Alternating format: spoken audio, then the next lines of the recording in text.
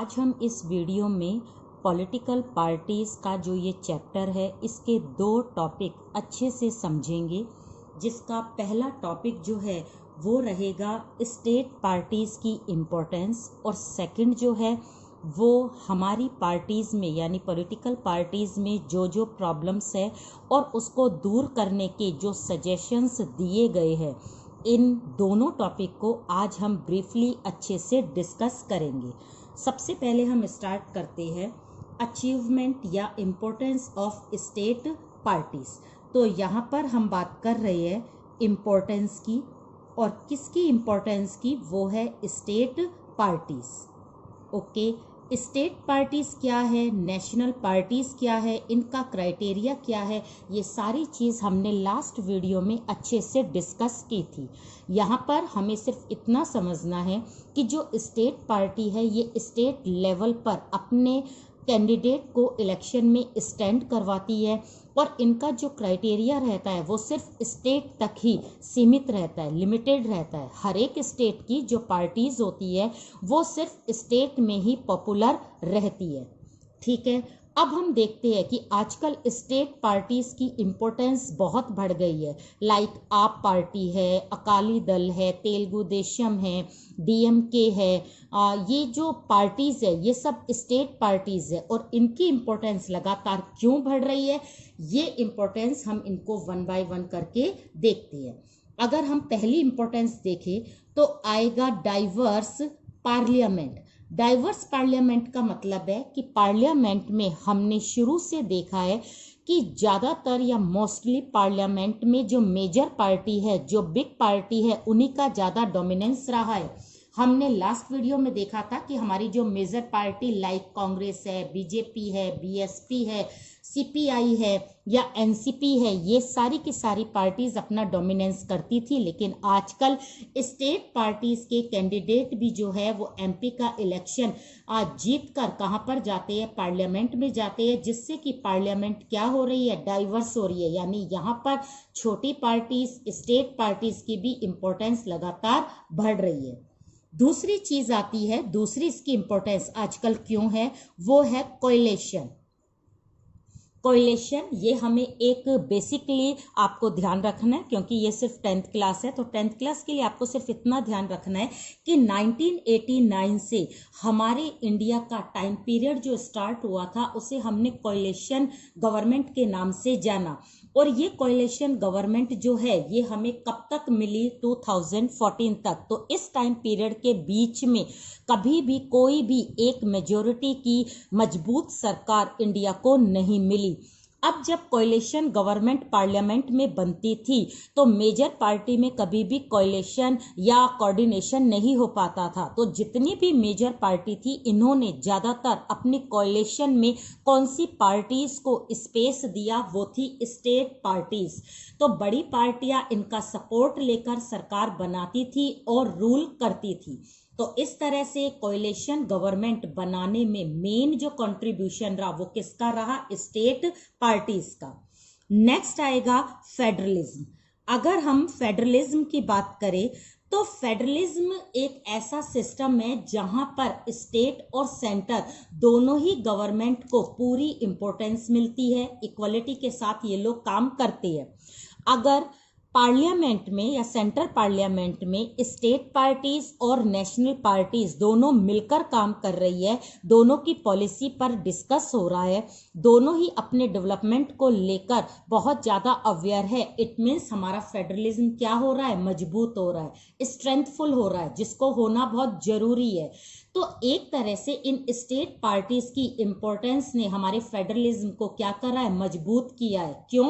क्योंकि पहले सिर्फ मेजर पार्टी यानी जो सेंट्रल पार्टी, नेशनल पार्टी थी, उन्हीं की ही चलती थी, वो ही अपनी पॉलिसी बनाती थी और वो ही अपने डेवलपमेंट के काम करती थी। लेकिन जैसे जैसे स्टेट पार्टीज पार्लियामेंट में आने लगी, अपने आप ही स्टेट की इम्पोर्टेंस भी क्या होने लगी, बढ़ने लगी, जिससे कि फेडरलिज्म क्या हुआ, मजबूत हुआ। नेक्स्ट अगर हम इसकी इंपॉर्टेंस की बात करें तो ये है डेवलपमेंट। डेवलपमेंट किसका? पर्टिकुलर एरिया का, जिस एरिया से एमपी जो है वो इलेक्ट होकर गया है। अगर कोई स्टेट पार्टी अपने यहाँ पर एमपी को एज अ एमपी एक कैंडिडेट को स्टैंड करवाती है और वो जीतकर पार्लियामेंट में जाता है, तो वो कैंडिडेट या वो रिप्रेजेंटेटिव अपने एरिया के डेवलपमेंट के बारे में जितनी भी प्रॉब्लम्स है वो पार्लियामेंट में शेयर करता है। तो पार्लियामेंट में पर्टिकुलर उस रीजन, उस एरिया के बारे में पता चलता है कि वहां पर कितनी प्रॉब्लम्स है। सबका ध्यान जो है वहां पर एक तरह से अट्रैक्ट करवाने के लिए स्टेट पार्टीज की इंपॉर्टेंस लगातार बढ़ रही है, क्योंकि स्टेट पार्टीज के जो कैंडिडेट है वो अपने एरिया की, अपने फील्ड की सारी प्रॉब्लम को पार्लियामेंट में डिस्कस करते हैं। तो पूरे कंट्री के सामने वो पर्टिकुलर रीजन या फिर एरिया आता है जहां पर डेवलपमेंट बिल्कुल भी नहीं है। फॉर एग्जांपल, अगर असम की कोई भी पार्टी जो है, जो स्टेट पार्टी है, अगर उसका कैंडिडेट एमपी बनकर सेंट्रल पार्लियामेंट में जाता है तो वो कैंडिडेट असम की प्रॉब्लम से पूरी पार्लियामेंट को और पूरे देश को अट्रैक्ट करता है और अपनी प्रॉब्लम्स को वहां पर शेयर कर सकता है। ठीक है, तो ये कुछ इंपॉर्टेंस है हमारी स्टेट पार्टीज की जो आजकल लगातार बढ़ती जा रही है। अब चाहे कोएलिशन पीरियड ना हो, लेकिन इसके बाद भी स्टेट पार्टीज जो है वो अपना स्टेटस ले चुकी है। आजकल जिस तरह से नेशनल पार्टी का अपना एक स्टेटस है, अपनी एक पावर है, सेम स्टेट पार्टीज की भी अपनी पावर और अपनी इंपॉर्टेंस मानी जाती है। तो इस तरह से आजकल हम स्टेट पार्टी को इग्नोर करके आगे नहीं बढ़ सकते। ठीक है, तो यहां पर हमें ये चीज ध्यान में रखनी है। अब हम आते हैं अपने दूसरे टॉपिक पर, और दूसरा टॉपिक हमें ये बताता है कि पॉलिटिकल पार्टीज में जो जो प्रॉब्लम्स है, तो हम यहाँ पर उन प्रॉब्लम्स को देखते हैं, उन चैलेंजेस को देखते हैं, उन शॉर्ट कमिंग्स को देखते हैं जो कि हमारी पॉलिटिकल पार्टीज में लगातार क्या हो रही है, बढ़ रही है। तो अगर हम यहाँ पर अपनी पॉलिटिकल पार्टीज की प्रॉब्लम्स के बारे में देखें तो हमें काफी कुछ जो प्रॉब्लम्स है वो देखने को मिलती है। जैसे कि पहली जो प्रॉब्लम है वो है internal democracy. Okay, internal democracy. अगर हम डेमोक्रेसी की बात करते हैं तो इसका मतलब हम बात फ्रीडम की कर रहे हैं। इंटरनल की बात कर रहे हैं तो पॉलिटिकल पार्टीज के अंदर जो फ्रीडम मिलनी चाहिए वो फ्रीडम जो है हमारे मेंबर्स को नहीं मिलती। जैसे कि जो पार्टीज के टॉप लीडर्स होते हैं वो डिसीजन खुद ले लेते हैं, खुद पॉलिसीज को इम्प्लीमेंट कर लेते हैं, हर डिसीजन में उनका पार्टिसिपेट नहीं करने देते हैं। यहाँ पर उनको बोलने की किसी भी तरह की कोई फ्रीडम नहीं होती, कोई रजिस्टर मेंटेन नहीं होता। और जो पॉलिटिकल पार्टी के प्रेसिडेंट के लिए इलेक्शन होते हैं वो इलेक्शन भी नहीं करवाए जाते हैं अपनी इच्छा से। वो कुछ जो मेन सिलेक्टेड पीपल है उनमें से ही प्रेसिडेंट वो इलेक्ट कर लेती है। तो इस तरह से आजकल ये प्रॉब्लम बहुत ज्यादा बढ़ गई है कि हर एक पॉलिटिकल पार्टी में जो टॉप लीडर होते हैं वो अपने जो जूनियर मेंबर्स होते हैं या सारे मेंबर्स को साथ में लेकर नहीं चलते, उनको किसी तरह का कोई राइट नहीं देते हैं, जिससे कि पॉलिटिकल पार्टीज में एक जिसे कहते हैं ना स्ट्रेंथ होती है, एक ऑनेस्टी होती है, वो अपने आप सेटअप नहीं हो पा रही है। नेक्स्ट आता है वो है डायनेस्टिक। अगर हम बात करें डायनेस्टिक का तो इसका मतलब होता है एक विरासत। विरासत अगर पॉलिटिकल पार्टी किसी पर्टिकुलर पर्सन ने बनाई है, अगर वो ही पर्सन अपने आने वाले परिवार के लोगों को उसमें जगह दे रहा है तो हो सकता है कि उसके जितने भी सदस्य हैं उसके परिवार के वो टैलेंटेड ना हो, कैपेबल ना हो, इतने ज़्यादा एलिजिबल ना हो जितने कि दूसरे लोग हैं, लेकिन उस पॉलिटिकल पार्टी में पर्टिकुलर उसी फैमिली का पूरा एक डोमिनेंस चलता है, चाहे वो किसी भी तरह से सही है या नहीं है। तो इस तरह से अगर कोई भी पॉलिटिकल पार्टी किसी फैमिली से इन्फ्लुएंस रहती है, उससे इम्पैक्टेड रहती है, तो वो कभी भी पॉलिटिकल पार्टी राइज नहीं कर पाती और अपने देश का एडमिनिस्ट्रेशन सही तरीके से नहीं संभाल पाती। ओके, नेक्स्ट अगर हम बात करें तो वो है मनी एंड मसल्स पावर। अगर हम मनी की बात करें तो हम सब फेमिलियर है इस प्रॉब्लम से आजकल पॉलिटिकल पार्टी इलेक्शन से पहले किस तरह से अपने पैसे को, मनी को, अपने कैपिटल को यूज करती है वोट को खरीदने के लिए। मसल्स पावर में मेन चीज क्या आती है? क्रिमिनल्स आते हैं। क्रिमिनल्स को टिकट देना, जो पावरफुल आदमी है उसको टिकट देना ताकि वो वोट को अपनी तरफ ले सके किसी भी तरीके से, फोर्सली, वॉलेंट्री, जैसा भी वो तरीका यूज करे, बस पॉलिटिकल पार्टी को जीतना है। इसके लिए वो लोगों को मोटिवेट करती है कि जो क्रिमिनल्स है और जो पैसे वाले हैं उन्हीं को ही टिकट दिया जाए। लेकिन ये जो एक थिंकिंग है ये हमारी पॉलिटिकल पार्टीज की इमेज को बिल्कुल मतलब से कहते हैं खराब कर रही है, ब्रेक कर रही है। हमारी पॉलिटिक्स में इतनी ज्यादा डर्टीनेस सिर्फ और सिर्फ किसके कारण आई है? मनी के कारण आ गई है। नेक्स्ट आता है रिड्यूस। अगर हम नेक्स्ट चैलेंज की बात करें तो इसमें है रिड्यूस चॉइस। अगर हम चॉइस की बात करते हैं तो डेमोक्रेसी का मेन प्रिंसिपल होता है कि वोटर्स के सामने बहुत सारी चॉइस होनी चाहिए। जब वो वोट को कास्ट करने जाए तो उसके सामने इतनी सारी पॉलिटिकल पार्टीज होनी चाहिए जिसमें कि वो उनमें से चूज करे कि कौन सही है और कौन गलत है। लेकिन आजकल क्या होता है, जैसे ही वोटर्स वोट कास्ट करने जाता है तो वो सारी पॉलिटिकल पार्टी से फेड अप हो गया है। उसको पता है कि हमने पिछले साल इसको वोट दिया, इसने कुछ नहीं किया, इस साल हम इसको वोट देंगे, ये भी कुछ नहीं करेगा। इट मीन्स हमारे यहाँ पर एक रिड्यूस हो गया है मीनिंगफुल चॉइस का। तो यहाँ पर जनता को एक ऐसी पार्टी चाहिए जो सीरियसली ऑनेस्ट हो। ऐसी पार्टी की लैकिंग होने के कारण हमारी पॉलिटिकल पार्टीज जो है वो लगातार वर्स्ट होती जा रही है, खराब होती जा रही है, क्योंकि उन्हें पता है जनता के सामने और कोई ऑप्शन है ही नहीं। तो यहाँ पर जनता ये सोचती है कि ये पार्टी बुरी है तो ये पार्टी कम बुरी है, तो वो कम बुरी वाली को वोट दे देती है। तो इसका मतलब है कोई भी पार्टी अच्छी नहीं है। जनता के सामने कोई भी ऐसी चॉइस नहीं है जिससे कि कंट्री जो है वो स्मूथली चल सके। इसके बाद लास्ट अगर हम प्रॉब्लम की बात करें तो वो है लैक ऑफ गुड लीडर्स। अगर हम गुड लीडर्स की बात करें तो ये तो 1947 से पहले के जो लोग थे, लाइक अंबेडकर थे, शास्त्री थे, पटेल थे, ये सारे के सारे लोग इतने ऑनेस्ट थे। पॉलिटिक्स में आने के बाद भी पॉलिटिक्स को एक बहुत अच्छे पॉजिटिव वे में देखा जाता था। लेकिन आजकल पॉलिटिक्स को हम बहुत नेगेटिव वे में देखते हैं। पॉलिटिक्स में जाना जो है वो बच्चे या बड़े जो भी कोई है उनकी फ्यूचर प्लानिंग में नहीं होता है। तो यहाँ पर अगर हम फ्यूचर प्लान करते हैं हम अपने बच्चों का, तो हम चाहते हैं कि वो पॉलिटिशियन ना बने, पॉलिटिक्स में ना जाए, क्योंकि ना उनके पास में इतना पैसा है, ना उनके पास में कोई पावर है, ना वो किसी ऐसी फैमिली से बिलोंग करते हैं जहां पर उसकी जैक चले। ठीक है, उन्हें पता है कि पॉलिटिकल पार्टी में जाने के बाद उनको कोई डेमोक्रेसी नहीं मिलेगी, उनकी लाइफ बिल्कुल डार्क में होगी। तो यहाँ पर ऐसे जो लोग हैं जो सीरियसली ऑनेस्ट है वो पॉलिटिक्स में जाने से मना कर देते हैं। ऐसे लीडर अगर हमारे यहाँ पर नहीं आएंगे तो पॉलिटिकल पार्टीज में कभी भी कोई भी रिफॉर्म नहीं होगा और ये सारी की सारी जो प्रॉब्लम्स है वो बनी रहेंगी। तो अच्छे लोगों को, ईमानदार लोगों को अगर पॉलिटिक्स में आने के लिए एनकरेज नहीं किया गया तो political parties day by day क्या हो जाएगी? डिस्ट्रॉय हो जाएगी।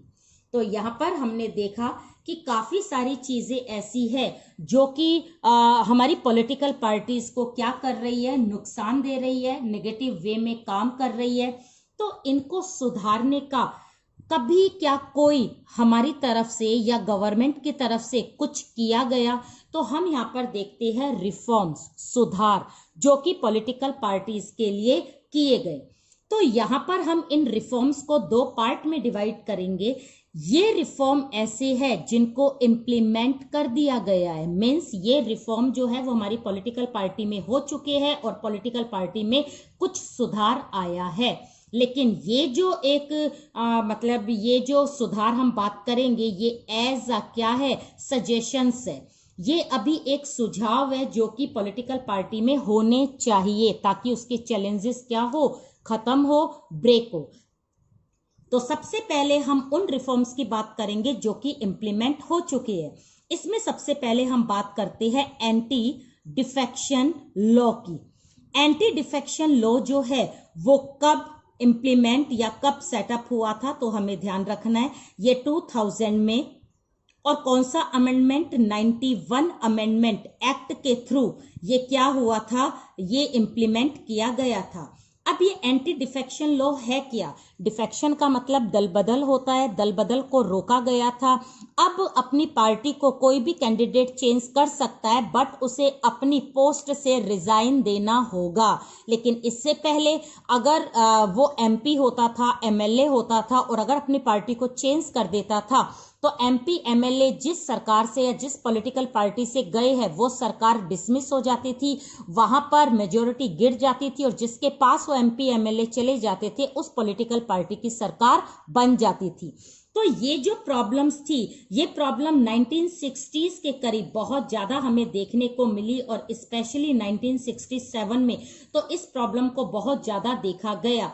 तो यहाँ पर इसको इम्प्लीमेंट करने के लिए पहला जो एफर्ट किया गया था 1985 में इस लॉ को निकाला गया था। उसके बाद इसमें फिर कुछ चेंज करके 2000 में इस एंटी डिफेक्शन लॉ को सेटअप किया गया, इंट्रोड्यूस किया गया। तो अब कोई भी कैंडिडेट अपनी पार्टी को छोड़ सकता है, रिजाइन दे सकता है, बट उसको अपने साथ अपनी पोस्ट को भी छोड़कर जाना पड़ेगा। ठीक है। दूसरा इंप्लीमेंट जो हो चुका है वो है एफिडेविट। एफिडेविट में कुछ एक इंफॉर्मेशन जो है वो एज आ कैंडिडेट जनता को देना जरूरी हो गया है। तो ये जो इंफॉर्मेशन है ये इलेक्शन कमीशन कलेक्ट करता है। जो भी पर्सन एज अ रिप्रेजेंटेटिव अगर इलेक्शन में स्टैंड कर रहा है तो उसको कुछ इंफॉर्मेशन देनी पड़ेगी। अब ये इंफॉर्मेशन कौन कौन सी है? अपना फैमिली बैकग्राउंड उसे बताना पड़ता है कि मेरे फैमिली में कितने मेंबर्स है, कितने डिपेंडेंट है, कितने इंडिपेंडेंट है। इसके बाद उसे ये बताना पड़ेगा उसके ऊपर कोई केस वगैरह तो नहीं चल रहा। इट मीन्स जो क्रिमिनल रिकॉर्ड है उसकी पूरी इंफॉर्मेशन उसे इलेक्शन कमीशन के एक डॉक्यूमेंट में लिखनी पड़ती है। केस चल रहा है तो कौन सा केस चल रहा है, क्या उसका कोई डिसीजन हो गया है, ये सारी चीजें उसे बतानी होंगी। थर्ड जो इंफॉर्मेशन है वो है एजुकेशन को लेकर। उसे ये बताना होगा कि वो कितना एजुकेटेड है। अब ये सारी इंफॉर्मेशन जानने का राइट हमारी जनता को है। अगर वो उसको वोट के थ्रू एज अ एमपी या एमएलए इलेक्ट कर रही है तो एटलीस्ट उन्हें ये तो पता होना चाहिए कि हमारा कैंडिडेट कितना पढ़ा लिखा है, क्या उस पर कोई क्रिमिनल केस तो नहीं चल रहा, वो क्लीन चिट तो है। तीसरा, उसकी जो फैमिली में लोग है वो किस तरह से उनका लाइफ स्टाइल है। मीन्स अगर उसकी तनख्वाह इतनी है, उसकी सैलरी इतनी है, और अगर उसके घर वाले बड़े ही बहुत ऐशो आराम से रह रहे हैं तो इसका मतलब है करप्शन हो रहा है। तो ये सारी नॉलेज जनता को होना जरूरी होता है। तो ये एफिडेविट जो होता है वो कैंडिडेट जो भी इलेक्शन में स्टैंड करते हैं वो अपनी इंफॉर्मेशन इस एफिडेविट के थ्रू किसको देते हैं? इलेक्शन कमीशन को देते हैं, जिसको कि पब्लिकली किया जाता है। पब्लिक जो है वो जानती है कि हमारा कैंडिडेट जो है वो किस तरह का इंसान है और वो किस तरह से काम करेगा। ओके, तो ये तो कुछ बातें वो हुई जो कि इम्प्लीमेंट हो गई है, लेकिन बहुत चीजें ऐसी है जो अभी इम्प्लीमेंट नहीं हुई है, वो आज भी एज अ सजेशन काम कर रही है। इसमें हम सबसे पहले किसकी बात करते हैं? वो है न्यू लॉज, यानी नए नए कानून। नए कानूनों का मतलब है सरकार को ऐसे ऐसे कानून बनाने चाहिए ताकि पॉलिटिकल पार्टीज जो है वो कंट्रोल में रहे। जैसे उसे ऐसे कानून बनाने चाहिए कि हर पॉलिटिकल पार्टी अपने रजिस्टर को मेंटेन करे, उस रजिस्टर में अटेंडेंस जो है हर एक मेंबर की ली जाए, हर एक पॉलिटिकल पार्टी अपने प्रेसिडेंट के लिए इलेक्शन कंडक्ट करवाए, जो भी डिसीजन लिए जाए उसमें हर मेंबर को इन्वॉल्व किया जाए, टॉप के लीडर जो है उनकी मोनोपोली जो है वो रिड्यूस हो। इस तरह के एक जो लॉज है, इसके साथ में एक क्या होता है, जो टैक्सेस वगैरह है, तो ये जो टैक्स वगैरह है जो पॉलिटिकल पार्टीज जमा करवाती है, इसका भी पूरा डाटा जो है वो इलेक्शन कमिश्नर के पास में होना जरूरी होगा। तो यहाँ पर ये न्यू लॉज कौन बनाएगी? सरकार बनाएगी। और किसको बाउंड करने के लिए बनाएगी? पॉलिटिकल पार्टीज को। ठीक है, ये एक सजेशन है, इंप्लीमेंट नहीं हुआ है। नेक्स्ट अगर हम बात करें तो बात आती है रिजर्वेशन की। और रिजर्वेशन में मेनली किसके रिजर्वेशन की, वो है विमेन के। विमेन का रिजर्वेशन जितनी जल्दी हो उतनी जल्दी होना चाहिए एज अ एमपी और एज अ एमएलए। यहाँ पर हमें ये ध्यान रखना है कि विमेन का रिजर्वेशन लोकल लेवल पर, जो लोकल सेल्फ गवर्नमेंट काम करती है अर्बन एरिया में और रूरल एरिया में, वहां पर रिजर्वेशन विमेन को मिला हुआ है। लेकिन विमेन को रिजर्वेशन स्टेट जो असेंबली के इलेक्शन होते हैं और जो लोकसभा इलेक्शन होते हैं उसमें उनका रिजर्वेशन नहीं है। तो इसके लिए लगातार एफर्ट्स किए जा रहे हैं। विमेन बिल भी जो है, जो 30 साल से वेटिंग में रखा हुआ है, उसको पास किया जाना चाहिए ताकि विमेन को स्पेस मिले। कहां पर आने की, पार्लियामेंट में, जिससे कि वो अपनी प्रॉब्लम्स को वहां पर डिस्कस कर सके और विमेन भी क्या हो, उनके अंदर भी एक पावर आए और उनका स्टेटस भी स्ट्रेंथफुल हो सके। ठीक है। तीसरी चीज आती है हमारी स्टेट फंडिंग की। स्टेट फंडिंग में मेन जो रीजन था इसको लगाने का, इसको सजेशन देने का, वो इसलिए क्योंकि लगातार पॉलिटिकल पार्टीज की एक प्रॉब्लम आ रही है, वो है मनी को लेकर। मनी को यूज किया जा रहा है। यहाँ पर अगर इलेक्शन कमीशन इन पर कंट्रोल करना चाहे तो वो स्टेट के थ्रू उनको फंड करना शुरू करे। लेजिस्लेटिव असेंबली के इलेक्शन में स्टेट पार्टीज को कितना पैसा मिलेगा और उसी मनी के अंदर इनको किस तरह का प्रचार करना है, इलेक्शन में कितना पैसा खर्च करना है, अगर इस पर बाउंडेशन लग जाए तो अपने आप पॉलिटिकल पार्टीज की ये जो प्रॉब्लम है ये क्या हो जाएगी, सॉर्ट आउट हो जाएगी। तो यहाँ पर मेन जो सुपरविजन रखना है वो इसी को रखना है, स्टेट उसको फंड करे।